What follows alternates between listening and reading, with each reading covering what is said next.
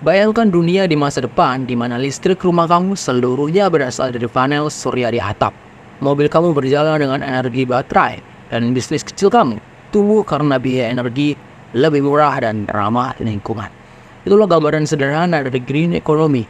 Peluang bisnis energi terbarukan sedang terbuka lebar. Tanpa perlu berlama-lama lagi, mari kita bahas sekarang.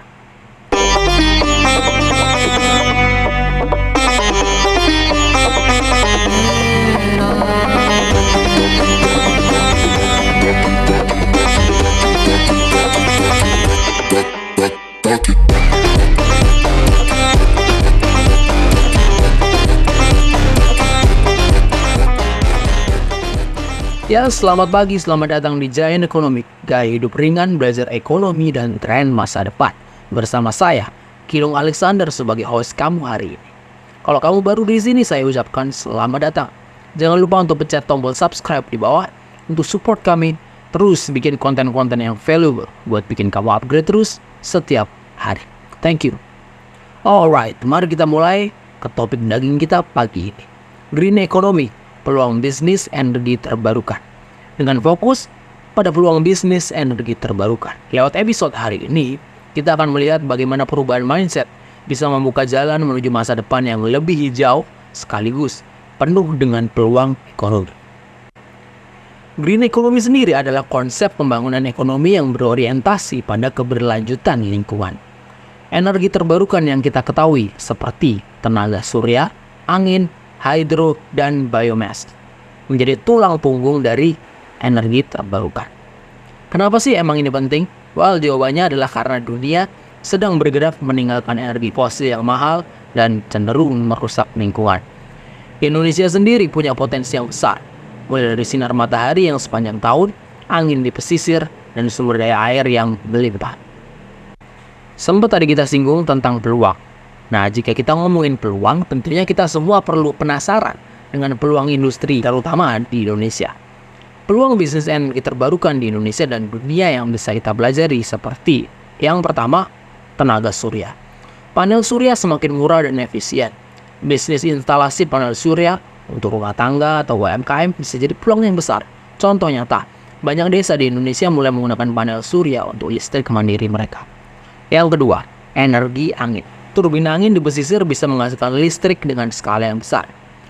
Proyek energi angin di Sulawesi contohnya sudah mulai beroperasi, memberi listrik ke ribuan rumah. Yang ketiga, biomasa dan biogas. Limbah pertanian bisa diubah jadi energi. Contohnya, peternakan sapi menggunakan kotoran untuk menghasilkan biogas untuk mengurangi biaya energi. Yang keempat, mobil listrik dan baterai. Demand atau permintaan kendaraan listrik terus meningkat. Bisnis charging station dan produksi baterai jadi peluang untuk masa depan. Masih ada perdebatan dan perbincangan tentang apakah listrik dari baterai ini cukup hijau atau cukup ramah lingkungan atau tidak. Tapi untuk sekarang, pemerintah Indonesia mendorong investasi besar di industri baterai, terutama untuk mobil-mobil EV. Tapi wait, mari kita berpikir sebentar. Apakah green economy benar-benar bisa diakses oleh semua orang? Atau hanya mereka-mereka saja yang punya modal besar? Panel surya memang murah dibanding dulu, tapi masih tergolong dan terasa mahal bagi sebagian masyarakat kita. Apakah pemerintah cukup serius untuk memberi insentif agar energi terbarukan bisa benar-benar masuk ke rumah tangga kecil? Lalu bagaimana dengan mindset dari kita sebagai masyarakat? Banyak orang masih berpikir bahwa energi terbarukan itu rumit, mahal, atau hanya tren sesaat saja. Padahal, ini adalah kebutuhan masa depan. Pertanyaannya adalah apakah kita siap untuk mengubah kebiasaan, misalnya beralih dari motor bensin ke motor listrik, atau dari listrik PLN ke panel surya mandiri. Kita coba tarik lebih jauh lagi. Alright? Apakah green economy hanya soal bisnis atau sebenarnya ini juga soal tanggung jawab moral? Karena kalau kita hanya melihat sebagai peluang keuntungan, kita tentu bisa lupa bahwa tujuan utamanya adalah menjaga bumi kita tetap layak huni dan nyaman bagi kehidupan di dalamnya. Pertanyaan-pertanyaan ini pastinya penting, karena pada dasarnya green economy bukan hanya sekedar tren, tapi arah baru peradaban manusia. So ya, dari pembahasan kita pagi ini, sebenarnya apa yang bisa kita petik, apa yang bisa kita pelajari bersama. Kita mulai ya dari yang pertama. Green economy adalah masa depan ekonomi yang berkelanjutan. Yang kedua, energi terbarukan membuka peluang bisnis besar. Contohnya dari surya, angin, biomasa, dan kendaraan listrik. Yang ketiga, mindset kita harus terus berubah dari konsumsi energi fosil ke energi yang bersih, yang lebih hijau. Yang keempat, peluang ini bukan hanya untuk perusahaan besar, tapi juga untuk UMKM dan individu kreatif.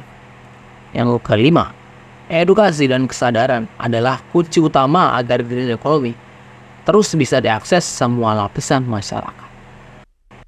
Jadi bisa kita tarik kesimpulannya bahwa green economy bukan hanya sekedar jargon dan huru-hara sesaat.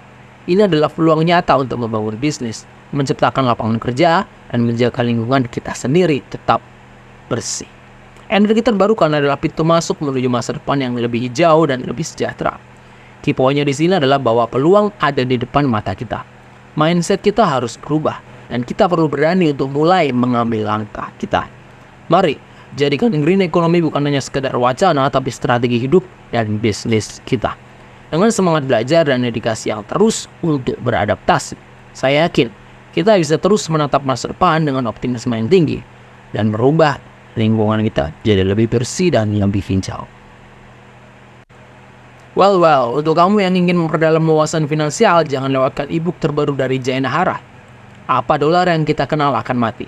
E-book terbaru dari Jayan Hara Digital Product Publishing membahas masa depan uang global dan bagaimana kita bisa bersiap menghadapi perubahan yang besar. Dengan fokus pada stablecoin sebagai jembatan utama menuju dunia Web3, di mana tersembunyi sejuta peluang buat kamu. Mari kita jemput masa depan keuangan kita yang baru dengan memahami stablecoin lewat e-book Apa Dolar Yang Kita Kenal Akan Mati. Dapatkan dengan harga eksklusif Rp44.000 khusus untuk mendengar Jayan Economic hari ini. Check out sekarang di link.id/jayanhara atau kamu bisa klik link di bio channel kita sekarang. Itu lebih mudah. Segera dapatkan karena ini menjadi salah satu bekal paling penting untuk perjalanan finansial masa depan kamu. Tidak lupa mengingatkan bahwa Micro Podcast Jayan Economic akan selalu hadir setiap hari Sabtu pukul 7 WIB di sini. Jadi jangan sampai kelewatan. Support terus channel Jayan Hara Digital Product Publishing biar kita bisa terus grow bareng menuju masa depan yang lebih gembira. So, terima kasih sudah mendengarkan Jayan Economic. Kayak hidup ringan, belajar ekonomi dan tren masa depan. Jangan lupa untuk subscribe, komen, dan share untuk terus support Jayan Hara. Memberikan value lebih buat kamu lewat produk dan konten yang kami sajikan. Follow media sosial kami di @jayanhara, ada di Instagram, TikTok, Facebook, dan X. Follow juga Instagram dari host kamu hari ini, cek @kidongalexan. Sounds cool. Akhir kata, perubahan itu pasti, jadi jangan pernah berhenti untuk upgrade diri kamu setiap hari.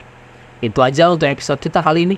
Like kalau kamu ngerasa episode kali ini bermanfaat buat kamu. Mari kita bertemu lagi di episode minggu depan. I guess I'll see you around. Have a good weekend.